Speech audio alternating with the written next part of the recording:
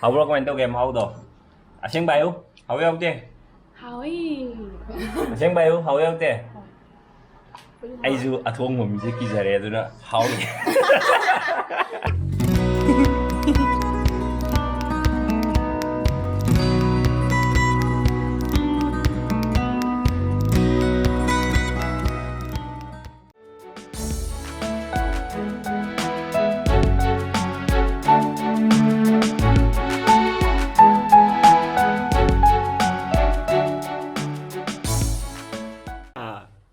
khăng ra khăng đầu đâu cái cái cây này thì im mày thì hậu nghe ai làm cái gì cái này nó đâu thế lấy ama mun lagi sih ama mun tapi arwah sih yang hawar nih anh sinh ngân là cái gì đấy nơi đi nung tị sai sai sai đấy em đau em ngáo anh em đi gì gặp xem cái tàu ăn wow yên dung đây đi bà very good sih đi sống đi em tiêu ngủ mà sắc xem tiêu ngủ cái câu cái gì bộ donut pancake wow और नहीं है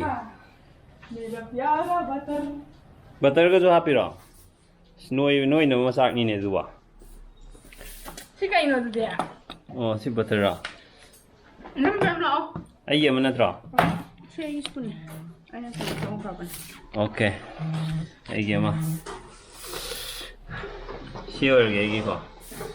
Let's eat. Dance solo hai nu video si le to. Ah. Jadi dia mesti hard banget. Si dum plug amom tang cha din ai dis plug scan to bani ngore Mà chắc từ tin nan tare manam je tôi chiên green phải nói thảo vậy. Cái phải là gì? hỏi ha chocolate phải bây giờ với này Sống người ta ấy.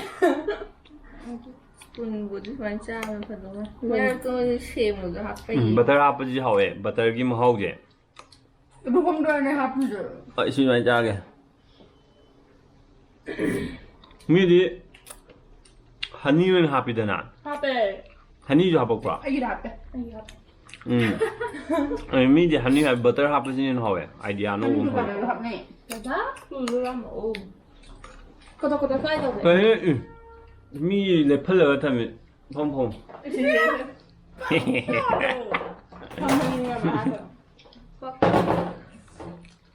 thôi hậu rồi mình đâu kìa anh là surprise này là mới sao bây giờ anh biết làm như nào giờ không Không thế.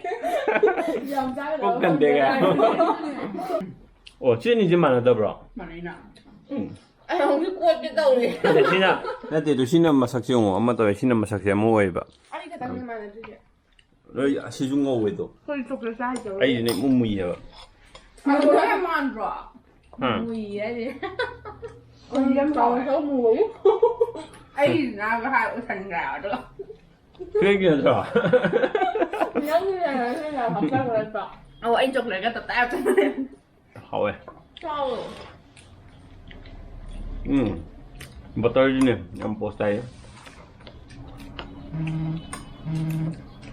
I overweight or mẹ bà BMI yang bada height 25.1 laiba ai gi height chiga weight chiga yang bakanda aro 24.9 orgadi normal oidewa Ai chả lấy ăn. Ai biết chả lấy ăn. hangda all you ngol la nang height hapani Ai hai cái ăn không vậy? all ganu chitep lai da ai ngi sai all la ai je 167 oil la mai height Google cũng hằng một em ạ. Corona rồi chúng cái hằng một được Google cái tan nào mà được không? Em thấy đấy. hỏi this is very nice Mà chén hôi này. very nice nó hơi rõ nó hơi rõ xin bây giờ Hôi bà. Không. mấy lại hậu về biết đâu về Yeah. Yeah. 시다 부 아이 오피스 간다 할람다 디시부요네 미스로이 떠오르더라 아직 나 못 프라이 가이스 시냐 거그래 ям 시냐 거그래 지기도 봐 바스마티 라이스 라 까이 되노 하고 말해 이제 맞추 Ngắm bây giờ chứ không được nước mà. 아야봐. 얼마큼 넣어 싸래.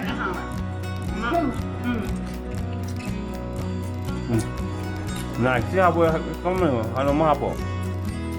Tuh sama apa? 다 소설렘 되게 무슨 소설렘 돼. 그거 장난. Apa lah? 这样他说也像好比较好玩。 Ni ya. Hào bên kìa. Dầm hào quá vậy. 야, 막 뭐야, 그래. Mỏ mình nghĩ nó cũng ngày. Phải đi đi, rồi cái Peter mẹ xin lên đây. Rồi cái sao vậy? Hào bro comment tao game hào rồi. À xem bài không? Hào biết không kia? Xem bài không? Hào biết không kia? Ai dù à thua ngủ thì kỳ giờ rồi đó. Hào. Bagi di may na du ko di mudle aro sai gi mathel me am sa matung de jigna bem na yen thongbiri chak chuma loi thongbire bem ga lan chembi ga silai re ado heng pe khai du pi jibu kai phaubi ge sombo kem phaubi da bra ada na hai paung na jo hai du ngarang comment jo hai re ado je ko je heng party em di le re sis na advance party ore ado mai mudle ado na video na me no ai tre mai ai na chembai te Jamie cuma ramu i, anyways, dia tu som tu lai sih, som tu loi mengal je, ulah ke, aduh ni je, som ni kai lai, aku le kai lak dia, tu, mai ya tai loi lai. Okay, hayang exam hai tu pun is confirm rồi đấy, ni mai gì ari bo, candle than biro ro, wow, leg piece.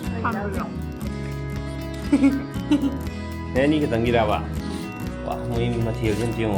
这下我也你明了，因为一起 happy 啊，还 happy。 Yes, special. Sakin terus tu ya bra. Ni muruk ni pa. Ya. Candle thala, candle light dinner oi tok hai adu noi ja. Ai khoi di makha da light te bi candle oi to ses. Yam ni sinai ko. Sami nei ko kenu khom ta da cinder ro ge dor ge. 나 존나 짜타로. Sa ge khoi ju candle light am ta chemu gi ge.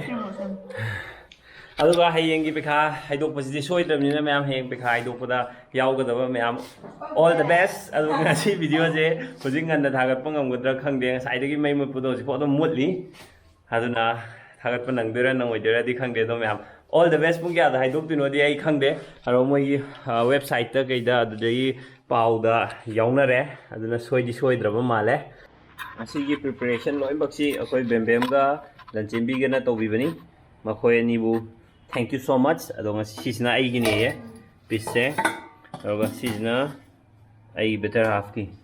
Mai da ne hen yam ha pai da tam di tawi moi je. Misang khai na adu ni ai. Misang khai na ai ba je. Ya du yen je kana ne bi bno. ไปใช้น้ำเดือดเดียว Ai first ni na thu bi da. Ngasi di mai lak to budagi candle light dinner in tore. Kain to game how bro bem thong ja. How eh.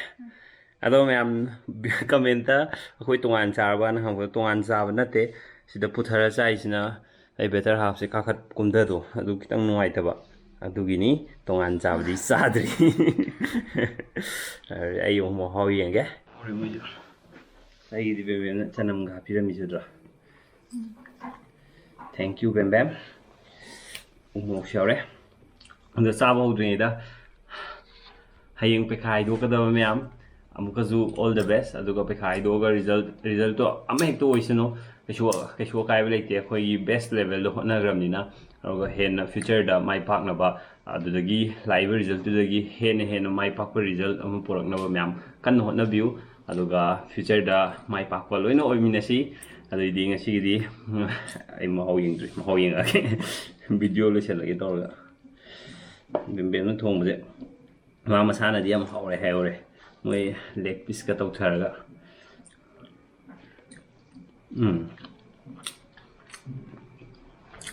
hau ne hay le bem no khoi mung na man no khai hay bro hang de pau ngi ma thang da yang gong je ba sao ma thum thong ba anyways me am ngasi di video jim ta si lo shin jar ge mai di lak lim ni na upload ni si tong ngom da ngam da khang de do me am na continue support toroga 88,000 subscriber on view da amkan na thank you ngangi video di like oi ni na kaino tawdre make am sing dre ma'am ongka ngasi video je. Thank you so much. 100k yung naman ma'am so na mating pang biro. Bye bye. Bye bye. Bye bye. Bye bye.